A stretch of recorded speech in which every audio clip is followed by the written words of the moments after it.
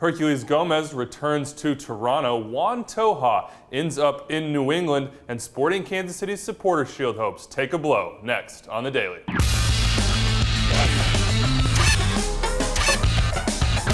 Hello and welcome to The Daily. It is Tuesday, August 28th. I am Andrew Wiebe. Next to me, Greg Lawless. And Greg, little midweek action to get us started in MLS. Well, not MLS, CONCACAF Champions League. Toronto FC gonna host Santos Laguna tonight at BIMO Field, 8 p.m. on Fox Soccer Channel, also on Sportsnet 1 in Canada. By all intents, this is a must-win for Toronto FC. And that's exactly what they're saying, Andrew. Paul Mariner, Eric Hassli, they're all coming out and saying we have to win this one, especially at home. They got a draw in the semifinals last year. It was a 1-1 draw at BIMO with Santos Laguna. Hercules Gomez got the goal for Santos in that one. They know now they need to get this win because when they go back to Mexico, when they go to Torreon, it's going to be very difficult, and they do not want to be in a must-win situation down there. Therefore, they're in a must situation in this one. They're tied right now at the top of their group, but they do not want to have to go to Santos Laguna and have to get 3 points down there. That's right, Greg. Of course, you'll remember last year's second leg in the semifinals, a 6-2 beatdown at the hands of Santos. They'll look to avoid this one. They will have Eric Hassli and Torsten Frings on the field, though. You can catch all the coverage at MLSsoccer.com. Also look out for coverage as the week moves on in CONCACAF Champions League. On Wednesday, LA in action, and on Thursday, Seattle and Houston. Well, we had a big return yesterday in MLS. Juan Toja coming back to the league. We knew he had signed. We did not know where he would end up. For all intents and purposes, it looked like the Revs would take him. They had some offers apparently, but in the end, they chose to keep the Colombian. Yeah, they did. They were top of the allocation rankings, and I think there might be some confusion about why Juan Toja came back as part of the allocation rankings. Basically what it is when a player is sold to a foreign club, when they come back, they go into the allocation process as opposed to going back to their old club. Juan Toja, of course, spent a year and a half with Dallas in 2007 and 2008.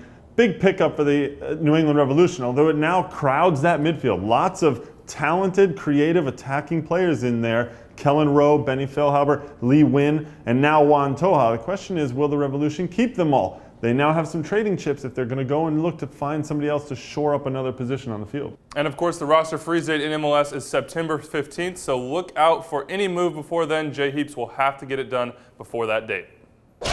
Well, while the Revs fight for any points they can get this season, a Supporter Shield contender took a heavy blow yesterday, Greg. Sporting Kansas City learning that Teal Bunbury out 6 to 8 months with a torn left ACL. Yeah, and it came in that collision with the goalkeeper from New York, Bill Gaudette, that led to their goal, which of course Kai Kamara put away. This is a tough blow because they're pretty thin up top at Sporting Kansas City. Obviously, CJ Sapong can come in and do the job up there. Kai Kamara also has done well up there. Bobby Convey still battling injuries and form and all that, so he's a question mark as well. Not sure what happens. The thing to remember is this, though.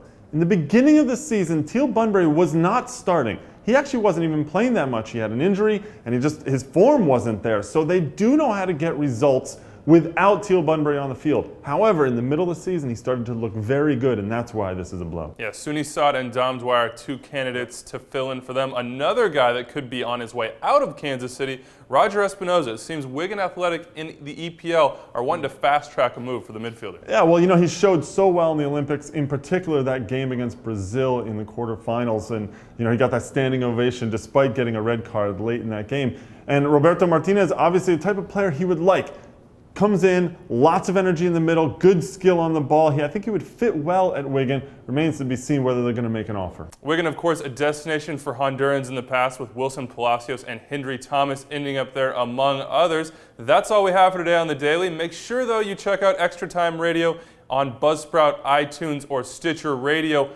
Patrice Bernier of the Montreal Impact joining us yesterday, going to talk about a few things to go along with that hot start that Montreal is on right now, as well as Michael Bevins of the Akron Beacon Journal. He rounds up the Caleb Porter situation, a little bit of information about what it might take to get him out of his contract there. Also, check out Power Rankings today on the site. That's all we have for today. We'll see you on Wednesday.